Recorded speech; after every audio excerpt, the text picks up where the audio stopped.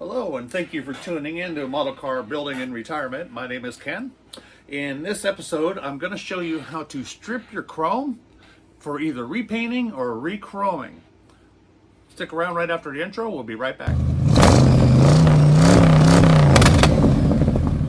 So why would you want to strip your chrome off your chrome tree of your model kit? Well, there's a couple reasons. A lot of people don't like the toyish look of the chrome. It is kind of bright. It just doesn't look real natural. And of course, there are tips and tricks on how to dress up your chrome using like panel liner and stuff like that to make it look a little bit better. But there's other reasons. Sometimes the aftermarket chrome, like the Revell Chrome Spray, gives them maybe a little more realistic looking chrome. Another real good reason is a lot of times there's flashing on these older kits. Like maybe this bumper, for example, by the time you cut it off the chrome tree and clean it up, you might have to file and sand. Well, you've taken away the chrome. So you're going to want to strip that down and re-chrome it because it's not going to look good with that bare white plastic showing through your chrome. So this video is going to show you how to do that, and let's get right into it. Okay, so to strip your chrome off your model kit, a couple things you need is a resealable container, like a Tupperware container or whatnot. I'm using this Awesome, which is pretty much available anywhere, as seen on TV, it says. And I know Dollar General carries it. I believe all the big box stores do now too. But I'll just pour this full strength into a little Tupperware, and I'll keep it. And I'll keep it stored, and I'll reuse it until it just doesn't work anymore. I've stripped quite a bit of chrome, and it is still working well. Okay, so the next thing you need to do is take a little bit of chrome pieces. So these are some spare wheels I have. Can just take all 4 of those, put them in my container. Make sure they sink. That one needs some help. Okay, so they're submerged now. I'm just going to put the lid on there, and I'll come back in a couple hours and check. Usually a couple hours, no longer than a day. And then we'll come back and I'll show you what to do next. Okay, so the chrome parts have been sitting in the LA's Totally Awesome overnight. By the way, too, this is not the only way to strip, but it is one of the ways. So some of my fellow experts out there, if you want to comment below and give other suggestions, I know Purple Power works as well. Okay, so overnight, I mean, who knows? This might have been done in 6 hours. I couldn't tell. I've reused this several times so far. It's still working quite well. Now what you're going to see is there's a little bit of residue still in there of the chrome. So I'm going to pull those out, put them into some water.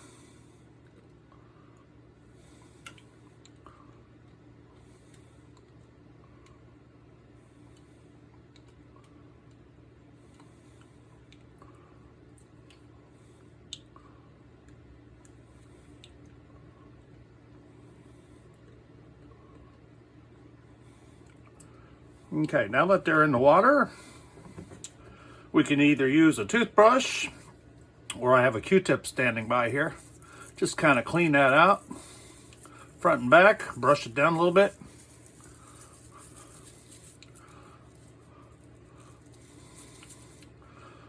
And get a Q-tip in there too.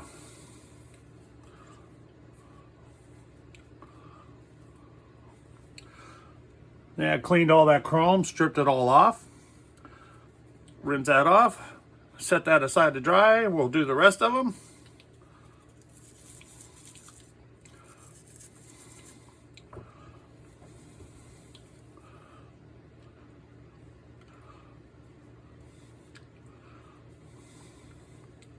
Rinse, set aside to dry. I'll do the others off camera and we'll come right back as soon as they're dry. Okay, so these have been rinsed and allowed to dry. So this is the appearance you get after you've de-chromed them. And they're somewhat shiny because they treat those, whether they're polishing them or whatnot, before they do the chrome, so that the chrome looks nice and shiny. So these are ready to paint. You can black them out. You can do flat black, gloss, semi-gloss. You can go any color you want, maybe bright red, you know, whatever you want to do. I'm going to do 2 examples. I'm going to spray these with a gloss black Tamiya X1. I'm going to shoot that through my airbrush, 50-50 mixture with the gloss black and Mr. Leveling Thinner. And I'm going to spray that gloss black, and then we'll look at that finish, because that could be a total ready-to-use finish. But I'm also going to use that as a precursor to re-chroming, which I'm going to be using the Revell Chrome Spray. So stay tuned, we'll get to the booth and spray that black. Okay, so we're at the spray booth. I used some masking tape rolled over on itself and taped the backs of the wheels to a piece of cardboard, make it easy to paint. I mixed my Tamiya gloss paint 1-to-1 with Mr. Leveling Thinner. We'll fill our gun. I'm gonna shoot 18 to 20 psi with the .35 nozzle.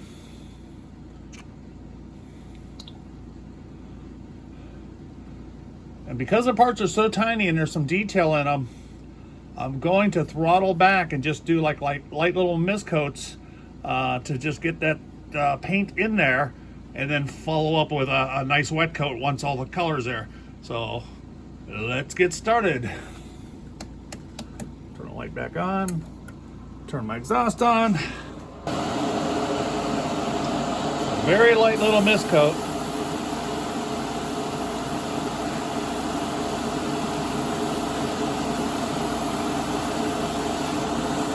Hit each one lightly, very lightly. I'm pulled back maybe just a quarter throttle, if that much, on my paint supply. I'm keeping the air on at all times. You never want to let off your trigger 100%. You want to keep your air on at all times. It's okay to turn your paint on and off by moving forward, to turn off your paint, and back to turn your paint on. But if you just let off the trigger, the air and paint stop immediately, and whatever is right there at the tip of your needle is going to just splat right back onto your part and cause a mess. All right, so there is one very light mist coat.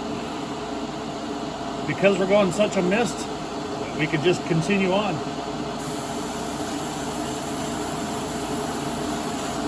This time I'm going light, but I'm kind of spinning around, making sure I am getting around that rim a little bit better on each one, making sure I'm getting behind the spokes.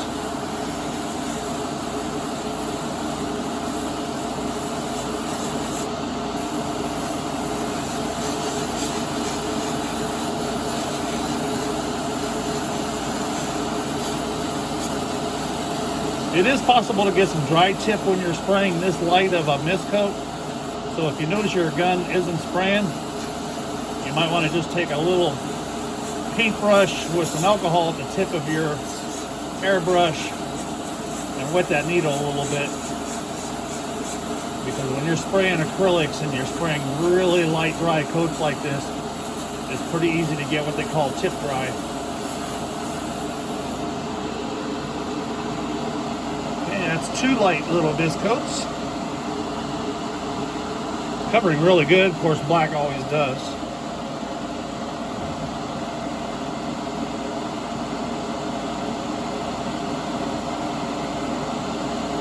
All right, I'm going to go with my 3rd light coat, all in one session. I'm not stopping. I'm not letting things dry. Test my brush here. Just want to make sure that my color. In fact, I'm going to turn my whole tray around here a little bit to make sure that I'm not missing an angle.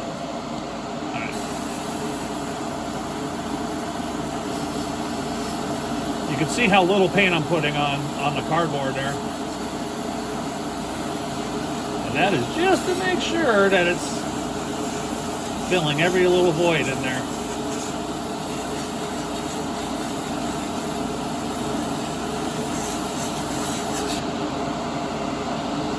All right, so that was 3 light coats, and that gave me pretty good color saturation. So I'm gonna go with a wet coat. Now, I didn't do the mist coats on this spoon, and this spoon was not clean, so it's not really adhering to it very well. Don't worry about that. All right, I'm gonna go with a medium wet coat. That's probably about halfway through the throttle.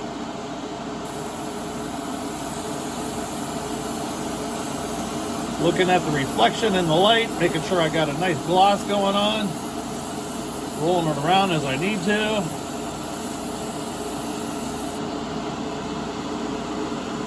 Pretty nice gloss there.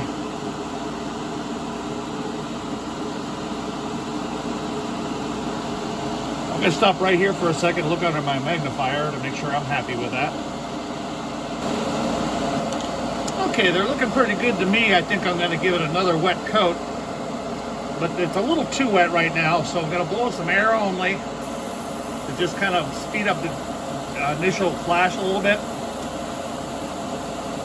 Now, I did not prime these, so it was very important also to do those light little mist coats to get the paint on so lightly that when you go to your wet coat, it had something to stick to.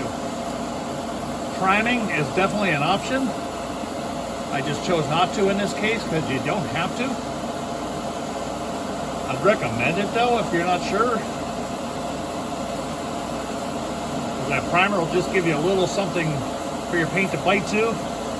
But I overcame that by just going those super light coats. So this is just air. I'm not painting anything here.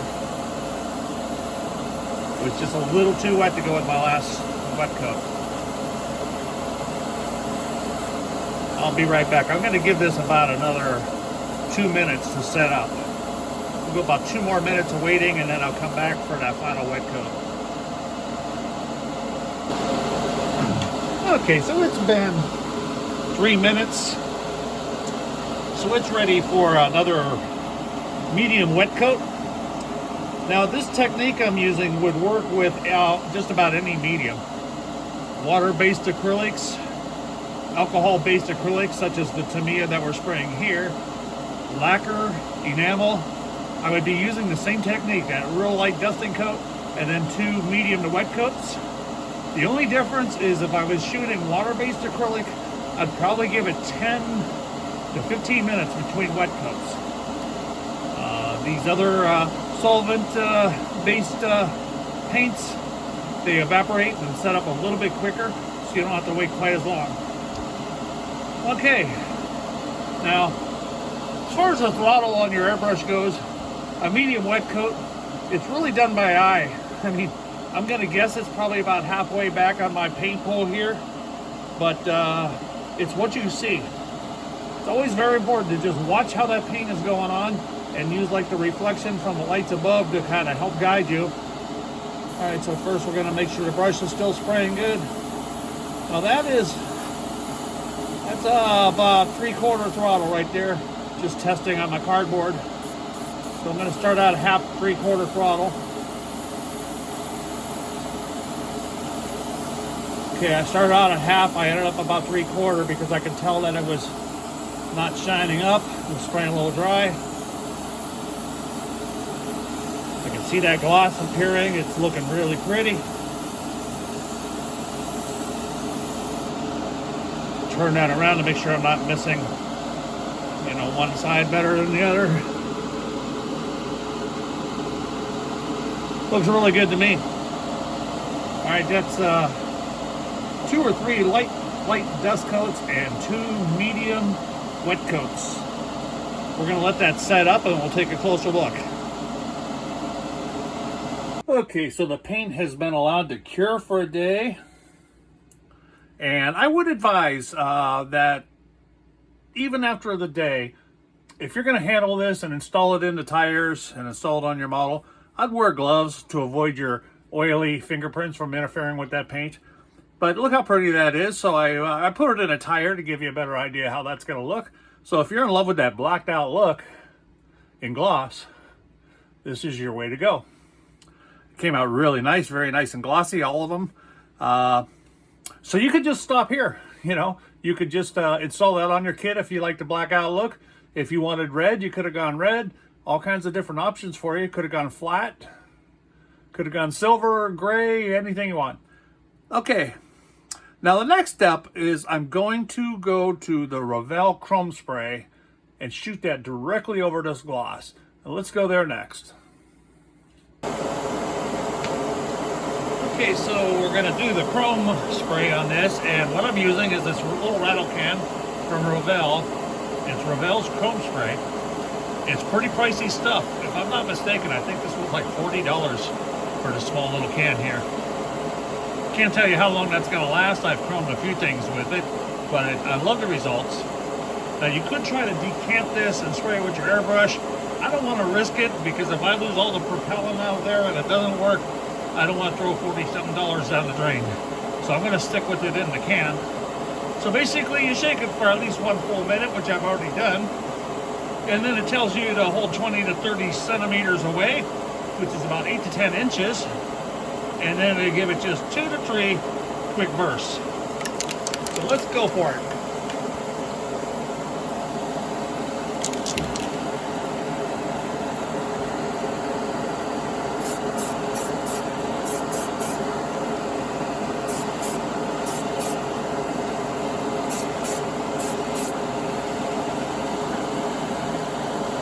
All right, that's 2 or 3 bursts. Let's see how that levels out on me. I noticed last time I used it, it sprayed a little bit runny and a little bit rough, but after sitting for a few minutes, it all leveled out and smoothed out nicely. All right, we're gonna give that a few minutes to set up and see if that needs any more coats or anything. My guess is that it's probably gonna be done. So I've allowed this to cure overnight. The paint really leveled out. The chrome spray from Revell really leveled out. Maybe it's too glossy on the tree here, so let's pull that away. But really leveled out. It was a little bit heavy and textury when I first sprayed it on, but it just leveled out to look like real chrome. So I think that looks pretty good. Now, one thing about the chrome spray is it made it look really good, but it's not very durable. Nothing like the chrome tree chrome. So I would advise letting that go several days to cure and then handle with clean gloves so the acids and oils in your fingers do not mar up that finish. But we'll put one in a tire real quick for demonstration.